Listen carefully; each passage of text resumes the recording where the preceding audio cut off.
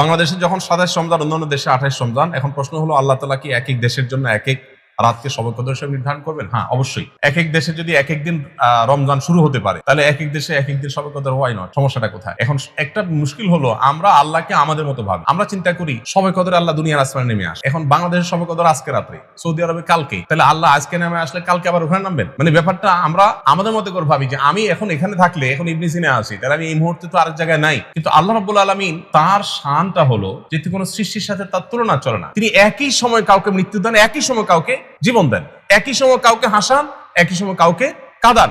তার সাথে তার জন্য একই সময় অগণিত কাজ করাটা, এটা সাংঘর্ষিক না? আমাদের জন্য সাংঘর্ষিক। আমরা পারি না একসাথে একাধিক কাজ, বা একসাথে বিপরীতমুখী কাজ আমরা করতে পারি না। আল্লাহ দ্বারা সবকিছু সম্ভব।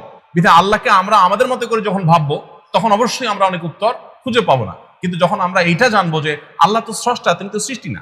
যেমন একটা কমন প্রশ্ন নাস্তিকদের থাকে যে সবাইকে আল্লাহ সৃষ্টি করছেন, আল্লাহকে কে সৃষ্টি করছে? এটা কমন প্রশ্ন না? দেখুন, এই প্রশ্নটাই একটা অবান্তর প্রশ্ন। কারণ আল্লাহকে কে সৃষ্টি করেছেন, এই প্রশ্নের পেছনে লুকিয়ে আছে আল্লাহকে সৃষ্টি হিসাবে ট্রিট করা। তার মানে আপনি আগে ধরেই নিয়েছেন যে আল্লাহ একজন সৃষ্টি, নাউজুবিল্লাহ, তাহলে তার স্রষ্টাকে। আল্লাহ যদি সৃষ্টি হয়, তাহলে স্রষ্টা কে হবে? স্রষ্টা তো কাউকে হইতে হবে। যদি স্রষ্টা হবেন, তার আবার সৃষ্টি যদি থাকে, তাহলে স্রষ্টা হলেন করতে। তাহলে আল্লাহকে আপনি আপনার মতো চিন্তা করছেন যে আমার তো একজন স্রষ্টা লাগে, সবকিছুরই স্রষ্টা লাগে, তাহলে তারও লাগবে। এই উত্তর প্রশ্নের মধ্যেই আমাদের ত্রুটি আছে।